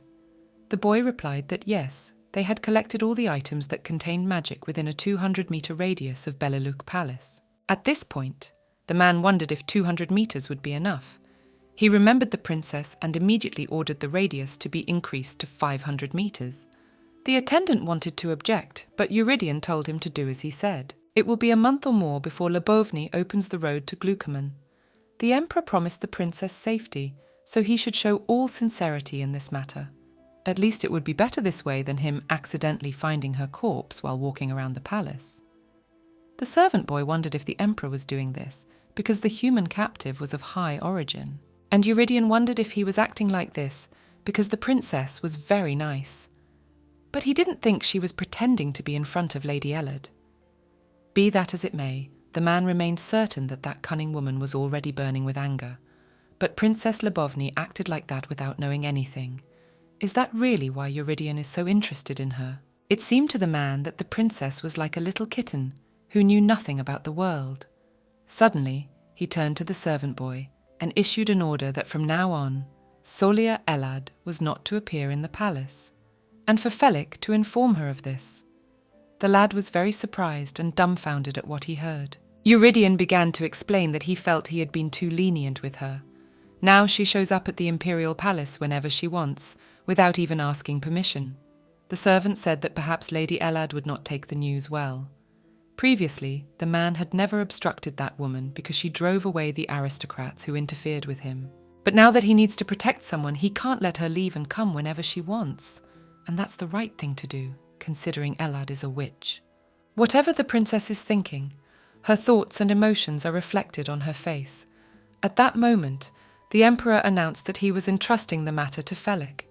Eurydion felt it was his duty to give his full support to the princess, but it was only the next day that he regretted his decision. Princess Lubovny got up from her bed after a long sleep. Marianne was standing beside her, saying that she must have been very tired after travelling all the way here. and that she had slept all day. Elenica thought that if she had rested for so long, she should feel light in her body, but she didn't feel it at all. Besides, it seemed very strange to her that she had slept all 24 hours and had not woken up once. She was sure that when she was with her father, her condition would return to normal. But at this point, Elenica quickly accepted the situation and thought she was just too tired to ride a horse. Suddenly the princess was approached by the servant Marianne. She asked about the girl who said she needed special care because of her intolerance to magic, but the protagonist replied that she was fine and not to worry. Suddenly, Marianne turned to the princess again. She looked at her with eyes full of sympathy and regret. Elenica was embarrassed because the woman was looking at her as if she had nothing left to live for. And that's why she tries to keep a smile on her face in her last days. But it's not like that at all. Suddenly, the maid began to say that it was for the princess that they got rid of all the magic items in Beliluk Palace, also within a radius of 500 meters outside the palace. But since the girl was not familiar with the geography of the imperial palace at all, her face showed a look of incomprehension. Marianne smiled, for all the princess's emotions were displayed on her face. Suddenly, the woman suggested looking around. They had set aside an area behind the palace for the girl's safety. But Elenica had a plan in front of her, that she must seduce Euridian and get rid of Soleil Elad. She must stay here until the conflict between the countries is resolved, so it is best to familiarize herself with the palace. At that moment, Elenica jumped up from the bed. The protagonist and Marianne went out into the garden. The borders were indeed very easy to spot. The woman began to explain that right in front of them was the main imperial garden. To the east, the boundary runs along the central imperial garden, and to the west, at the end of the path, at the Chierta Palace. The southern border ends at the training hall, and the northern border ends at the north gate of the imperial palace. All of this is within a 500-meter radius of Beliluk Palace. The princess could walk safely within this area, but if she crossed it, it would not be a good thing. The protagonist realized that although she was treated much better than ordinary prisoners, she was still limited in what she could do. She couldn't complain because it was her body. Belgoth is a country that relies heavily on magic, so every year they import a huge amount of mana stones. It was only for Elenica's sake that the emperor got rid of all those stones. That kind of care wasn't even mentioned in the novel. And where would she go from the Beliluk Palace? She's in no position to complain. Suddenly the princess was approached by Marianne. The maid informed her of the emperor's order. He asked Elenica to warn him when she was going outside the palace. This pleased the girl, for it meant that they would meet in person. The protagonist was already so happy that she thought the impregnable wall around the emperor was just her imagination. She told Marianne that she wanted to go there as soon as possible, but suddenly her face quickly changed her attitude. Because Elenica saw a guy in front of her with brown hair and yellow eyes. His aura was calm and radiant. He asked the girl where she needed to be escorted to. Suddenly the protagonist asked who this guy even was. He introduced himself as Dirigo Shumat, the priest of Raulas Tower. He said that the emperor had ordered him to follow the princess wherever she went. Elenica, of course, was not happy after hearing this. She thought that it seemed like a silent sign from Euridian that he would not see her personally from now on. At this point, the priest began to say that he was not as strong as His Majesty, so it will take some time for him to summon the divine spirit. And if the princess feels even the slightest sign of weakness, let her tell Shumat at once. The girl agreed with the guy, but she was thinking about something else. She was thinking about the fact that she realized that Emperor Belgotha was a busy man. But how can she seduce him if they can't even see each other? And so Elenica and the priest came out of the wicket. Her hunch was not without merit. Dirigo is a wonderful man. On the walk, the priest was telling Elenica about the area around the palace. The first point is the training hall. The second point is the main imperial garden. In addition, since the empress's position is not yet occupied, the garden is in charge of the gardener. Also, Dirigo said that the garden is adjacent to the main palace of Belgoth, where His Majesty resides. Since the garden is right in front of the palace, the emperor often walks here, and he also holds tea parties with Lady Elad in the main garden. Suddenly, Elenica became wary. She said that this was useful information. At this point, the girl turned to Dierigo to inquire about the lady Elad. She asked if that woman was Eurydian's fiancée. The priest replied that the Ori was not formally engaged, but His Majesty had tentatively decided to count before the future empress. And that was agreed upon 5 years ago. Elad is by nature a very active woman. At this time, the protagonist may be glowing after hearing this. Also, Dierigo added that by the end of the year, Soleil Elad and Eurydian will most likely be betrothed, and the emperor would not be able to refuse the engagement. Elenica didn't understand why he couldn't. Did he want the engagement or not? The girl answered the priest that it was understandable, for the emperor might have feelings for her. But at first Dierigo hesitated, and then he answered that he did not think that Eurydian felt anything for that woman, and the protagonist, in turn, was very happy to hear this. Also, the priest said that it could be seen that the emperor now and then erects an impregnable high wall around himself. He is generous and condescending, but if you cross the line, nothing will happen. Anyway, it's not that he has feelings, it's that he's not against marrying Elad. To tell you the truth, that woman is an excellent strategic partner. There are rumours that she will be the next head magician of the tower. Considering her power and influence, it's no surprise that father thought she was a suitable candidate. Suddenly, Dierigo told the girl to be extra careful in the palace of Belgoth. Since this is the place where the emperor lives and the future empress will live, it is 10 times more protected by magic than other palaces. It's no exaggeration to say that it's covered with mana stones. Therefore, the protagonist must make every effort to stay as far away from the main palace as possible. The girl also concluded that she would never set foot in that palace. After all, for someone as weak as her, the outcome could be fatal. The problem is that there's a beautiful emperor living there that Elenica has to save. If she wants to do that, she has to see him. But if she can't get in, then she'll wait for him to come out. It may not be the most efficient way, but she has time for that. Since then, the protagonist has decided to make her nest right in the main imperial garden. The protagonist was very serious. Dierigo informed her that the emperor had a recess at 2 o'clock, and on this occasion the girl even took a book with her to kill time while she waited for the man in the garden, and so passed the first day, the second, the third, and the fourth, all to no avail. Eurydian Belgoth still did not appear. Elenica and Dierigo were sitting in the veranda, and suddenly the girl said that His Eminence had deceived her. But the man began to justify himself by saying that those who serve God cannot lie. Elenica was quite desperate, for what was happening could not be explained. The protagonist lay on the table in frustration. She thought about how tired she was of doing nothing and just waiting. It was really tiring. Originally, the girl thought that her main problem was her mana intolerance. But that wasn't the case. Even being on the ground of Belgoth was difficult. If the girl could just hold the emperor's hand, her condition would be much better. As it is, she feels like even when she's sitting, energy is draining out of her. The priest had to be on the lookout to help Elenica at any moment. But even more frustrating for the girl was the fact that she couldn't use Eurydian's powers, even if she was too tired. At that moment, Marianne came over. She told Elenica that it seemed like the emperor was very busy, because he used to go for a walk at least once a day. This is most likely due to the Lebovny trip. Because of him, the man postponed a lot of things, so you can't worry about it. But for the protagonist, it wasn't a very convincing excuse. She kept thinking that she was the reason, that she was obsessive, and so on. Elenica remained certain that her reputation was ruined, as she had appeared before the emperor in all sorts of embarrassing situations in the past. Suddenly the girl had an epiphany. The thought crossed her mind that she was simply not to the man's taste. It was obvious to her that he liked sexy and seductive girls like Soleil Elad. The lazy eye, the red lips. That's why Eurydian married Elad in the novel, despite her cruelty, she thought. The main character visualized the picture of the fatal couple in her mind.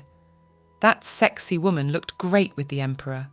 Well, if Elenica had been in her place, it would have been more like a fantasy story filled with dreams and hopes. So much for the sudden change of genre. One story labelled adult, and the other all ages. Suddenly the girl shook her head. She thought that everyone's tastes could change. And at that moment, Elenica stood up from the table, pounded on it with her palms and turned away. She thought she could go into the for adults category as well. Even though Elenica was 19, Seo Unso was still 25.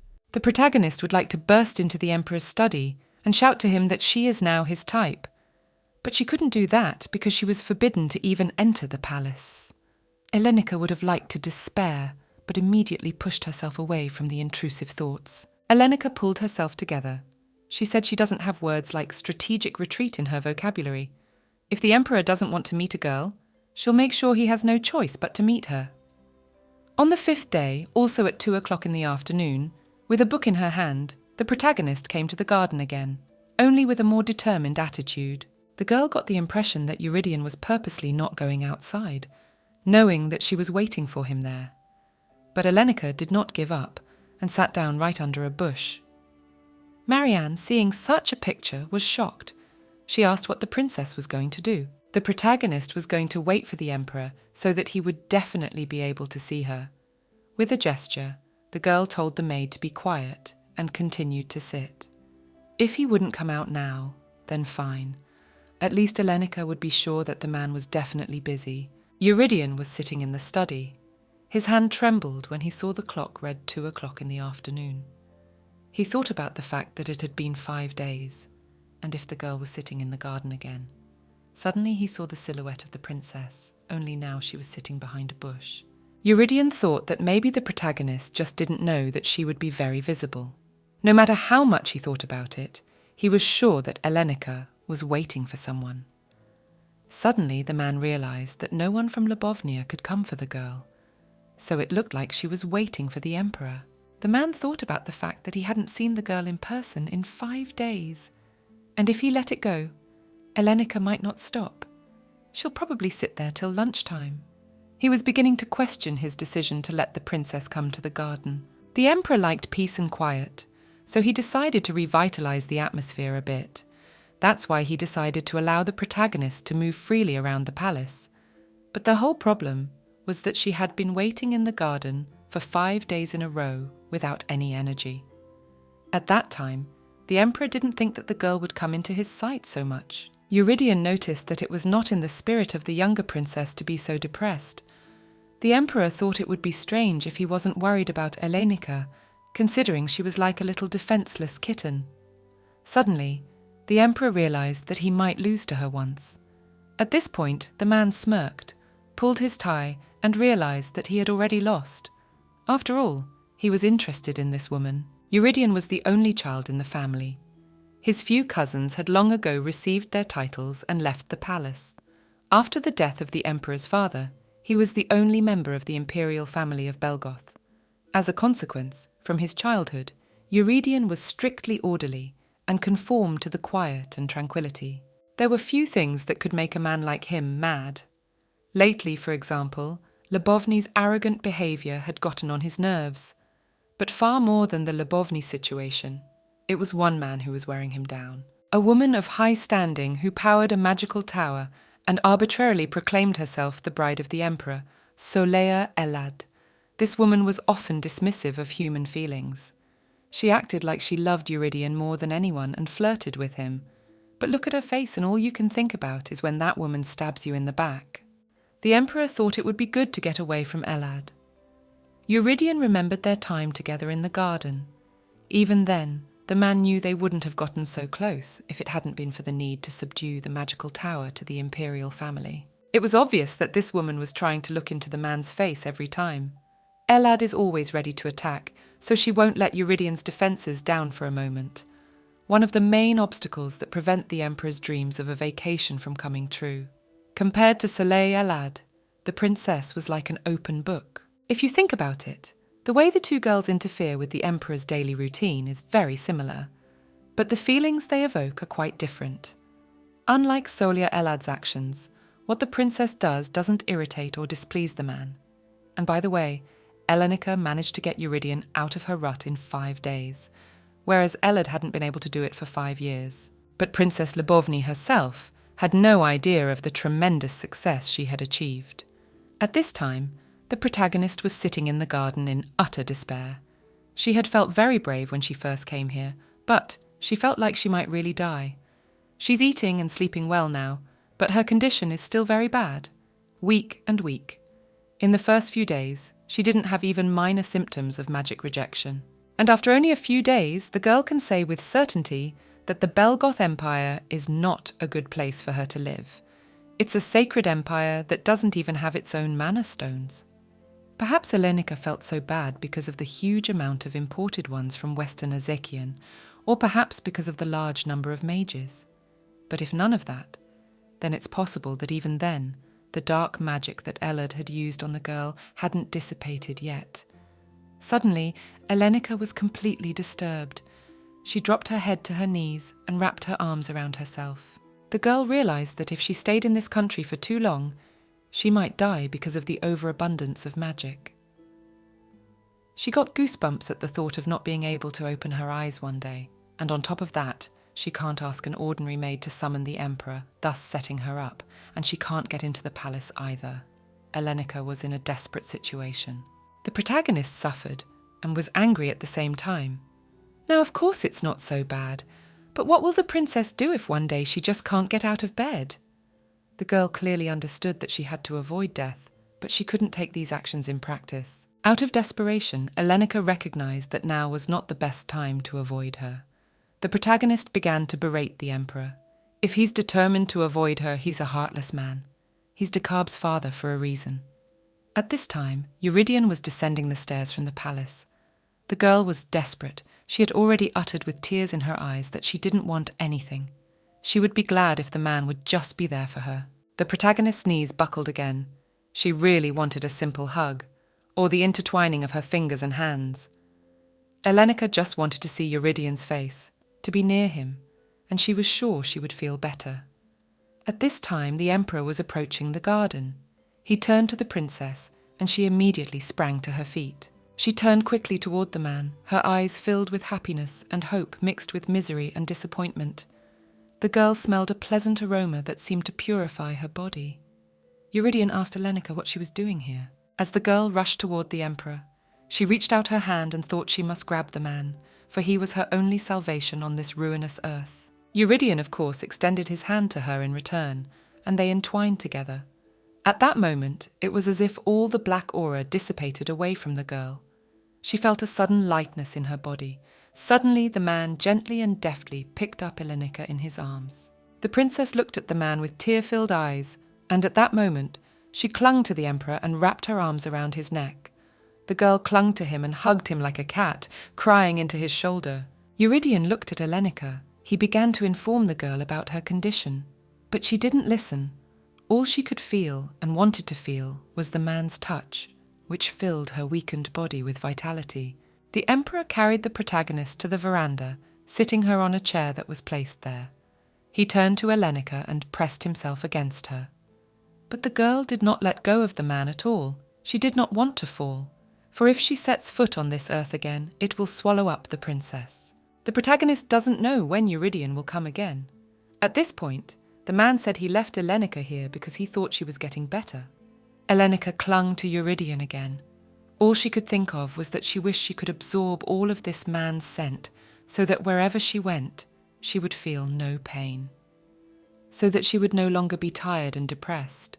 At this time, the Emperor was stroking the girl's back, thus comforting her. Suddenly, the girl was getting a little angry again, wondering why this man would build such an impregnable fortress around her if he was actually being kind to her again. At that moment, the man said that the princess seemed to have calmed down and wanted to put her on a chair and look her in the face. But Elenica clung to him again. She did not want Eurydion to see her crying face again, but the man replied that it was to see what condition she was in. The man said it was just for a second, so that the girl would raise her head. The protagonist loosened his grip, and the Emperor put her on a chair. Elenica sat on it with her head down. She regretted that her hair was ruined, and after all, Marianne had worked so hard on it since morning. At that moment, Eurydion took the girl's head in his hands. He raised her head with the words that Elenica should look him in the face. The man looked at the girl with a serious expression. The protagonist thought that she looked better today than she did then, and that she had avoided a repeat of that unpleasant situation. At this time, the Emperor was scanning the girl from top to bottom. The protagonist mumbled that her condition had already improved. The girl realized that the terrible feeling that had been pressing her just a moment ago had completely disappeared. Suddenly, Elenica became angry again. She asked the emperor if he was busy again. The one replied that he was a little. The protagonist began to mock the man. She stated that if he was even busier, she would die from loss of energy. At this point, the girl pulled herself together. She realized that she shouldn't be angry with the man, especially when she had just been able to see him after a long time. It's no wonder Eurydion has a lot of work to do. He is an emperor after all. He shouldn't have to give up all his work just to take care of the princess. But even so, the girl acted as if he should. Then Elenica only lowered her gaze guiltily and mumbled in what was nothing at all. Suddenly, the emperor put his hand on the forehead of the protagonist. He asked her if Shumat wasn't enough for her. Elenica replied that she was not a leech and that she could not suck his energy like blood. And the man asked, "Then what about him?" The girl stated that he was different. She grabbed the man's hand and said that honestly, it was enough for him to just take it like this. Love between people comes as suddenly as realizing your clothes are soaked in the rain. When you come to your senses, that's how you'll be her prisoner. If love at first sight didn't work out for Elenica, she should try a new way. Suddenly Eurydion, with a face full of indifference, replied that the girl could go to Shumat any time she felt sick. If you can't use divine power to heal, then where can you use it? This man's impenetrable walled nature.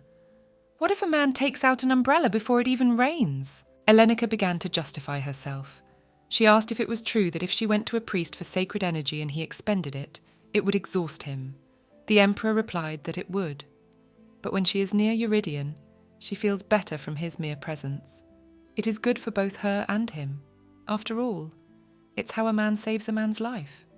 Unhappy secondary characters trying to build a mutually beneficial relationship for themselves. That's why she asked the emperor to come at least once every 2 days. She promised him to stay out of the way and not waste his time, and just meet like today.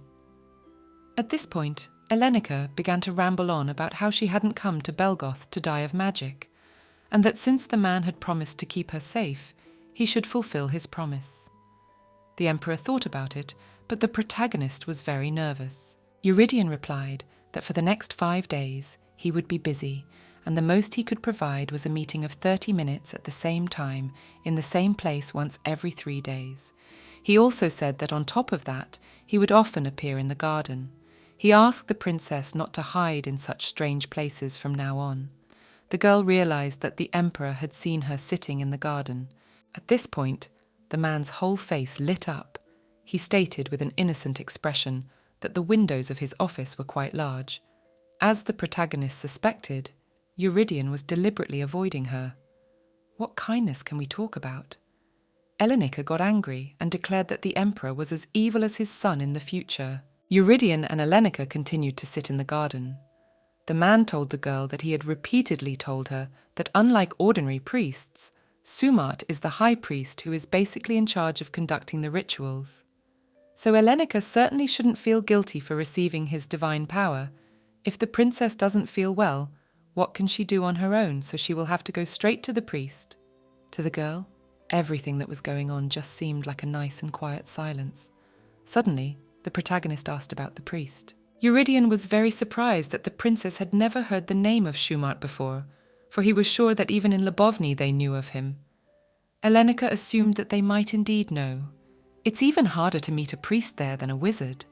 Suddenly the girl was alarmed, for she didn't know that Dirigo was actually known. Eurydion began to tell her that very soon Dirigo would become the next Archbishop of Barishad's Bashka, the emperor himself appointing him to the position. As he did so, the man ran his hands through the girl's hair. Also, Eurydion said that besides him, the only descendant of the imperial family, there are only 5 people in the country who are endowed with divine power. At this moment, Elenica realized how important and famous a person she was chatting and drinking tea with. Suddenly, the man said that he had not lied to the princess when he promised to keep her safe. But he got the impression that the girl didn't believe him. But he also recognized her rightness in this case. The protagonist smiled at Eurydion and thought that although 30 minutes a day wasn't much, she wasn't in a position to complain. At that moment, Elenica squeezed the emperor's hand a little harder. The man smirked. The girl wondered how handsome the man really was. She wanted to seduce him first, but she seemed to have been held hostage by his handsome face. The protagonist also speculated that it was very likely that hundreds of women would fall at Eurydian's feet, and that was why he had erected such an impregnable fortress around him. Suddenly the man asked Elenica what she was thinking about. The girl addressed him again as Mr. Father and said that he was very handsome. The man, however, made a remark about this address. The protagonist realized with a blissful face that the emperor really didn't seem to like it when she called him father. She knew very little about the man at all, what he liked and what he didn't like. Also, the girl didn't know where he drew the line that was not to be crossed. She didn't know if the man would push her away. All the while, they were holding hands. In parallel, Elenica realized that the iron wall she and Solia Elad faced was not much different. They weren't engaged, so the girl realized that she had a chance. She began to formulate another plan in her head first. She needed to proceed slowly and cautiously, thus identifying the emperor's weak points, and then attack those points one by one. And when the man regains consciousness, Elenica will create a wall beyond which the emperor will not be able to go. Suddenly, Eurydian said he thought the girl was having strange thoughts again. She began to refuse. Eurydian also said that it seemed like he couldn't lower his defenses around the princess. The girl was desperate at this point. She couldn't let him make her job any harder. From now on, the protagonist went to the garden every 3 days. She and the emperor sat carefree in the garden and held hands, drinking tea casually. But the girl was still hurt that the Owent only saw each other twice a week, but she couldn't do anything about it. The man also said that even Felik had a much harder job than he did. That guy has to work until the wee hours of the morning. It seemed to the protagonist that Eurydian was just hiding the fact that he was very tired and didn't seem to have time to sleep. But Elenica could see it in his tired look. But even though he looked a little exhausted, it was much better for the princess than a man sitting there with an uncomprehending look. Suddenly the man turned to the girl again. The girl was startled by his surprise. Eurydian asked her if she wanted to write a letter to Lubovny. After hearing this, the protagonist jumped up from the table and asked if she had heard correctly. The emperor replied that he hadn't considered that option anyway, but that the girl's father was threatening to destroy the Glucoman Road if they didn't send a letter written in her hand. The man told the girl that her family thought that he had locked Elenica in a small room and did not care for her at all. The emperor also said that he did not like this kind of statements. In fact, the girl is actually prepared beautiful dresses, served 3 times a day delicious food along with snacks. And after all, if Eurydian is right, know where to find such a prisoner, about which Wake-up is well cared for. On top of that, the girl met regularly with the emperor. At this point, the man said that it would be preferable if they showed her through magic instead of writing, but given her condition, it was unlikely to work. Eurydian also added that there was no mage in Lubovny that they could contact. The protagonist picked up and said that Lubovny was practically a village. The man didn't understand what the princess meant and gave her a scornful look. The princess began to write a letter. She wrote to her father and told him that she was fine, that she was being taken care of. She also asked about the condition of her older sister Tizavia. She wrote that she was very worried about her condition, because it's not long before she gives birth. Suddenly, the emperor said that the princess could write anything she wanted in the letter, as he promised not to read the contents. The girl, after hearing this, decided to seize the opportunity and write to her father that all was well with her, but only to ask him to delay with dear Glucoman. Elenica took up the task with eyes full of initiative and hope, and her face was full of anticipation of victory. At this moment, Eurydian was looking at her suspiciously. Suddenly, the man said he would check the letter after all. Elenica pouted and said that she thought Emperor Belgotha kept his promises. The man explained his decision by saying that when a girl says that, it makes him think she's up to something strange. Elenica began to refuse, but in truth, it was just as Eurydian had said. The protagonist started writing again. She thought about the fact that she felt like the more she talked, the more she pushed herself into a corner. The man handed the maid the letter without even opening it. Elenica realized that she could have written anything she wanted, Eurydion annoyed her more than usual today, but the protagonist hid the negative emotions under her charming smile. Suddenly, the girl wondered what would happen after her father opened the road to Glucoman. Eurydion could easily send her back home if he did. And if the protagonist goes home now, she'll die within 5 years, and the Lord will marry a dark witch. At this moment, the girl thought of her father and tried to reach his heart from a distance. Suddenly, quite unexpectedly, the Emperor smirked. The girl looked up. The man stated that he didn't understand whether the Dooley princess wanted to return to Lebovny or not. Elenica responded to this by asking the Emperor that if she said she didn't want to return, would the Eurydion allow her to stay? The Lord replied that he didn't know why the girl liked Belgoth better than Lebovny, but it seems that there is a priest of Raulis in her native place. The protagonist was very surprised to hear this. She also asked what would happen if she said that there was a reason why she liked Belgoth better. Eurydion replied that he only hoped she was not up to something strange, for then why should she stay in a country where her body was suffering and where there were no people close to her? At this, Elenica only despaired more. She said that the Emperor could at least give her a break, that he was an intolerable man. At this point, the protagonist calmed down and closed her eyes. She thought about the fact that she can't let the Emperor send her home just because she tried to break through his iron wall and cross the line. She has time for now. Suddenly, Elenica realized that they were only supposed to meet for 30 minutes, but he had stayed longer. At that moment, the girl leaned closer to the Emperor and asked him with all an unemployed look if he was too busy today. The man replied that he was finished with all the urgent matters, and the protagonist realized why he looked happier than the last time. So Elenica asked Eurydion that it was possible that he could stay with her longer. The Emperor questioned if the princess really wanted him to. The girl confirmed. Suddenly, she spread her arms out for a hug and told the man to take her in his arms and hug her. The man only sighed heavily. Elenica, on the other hand, was upset, but she was used to it.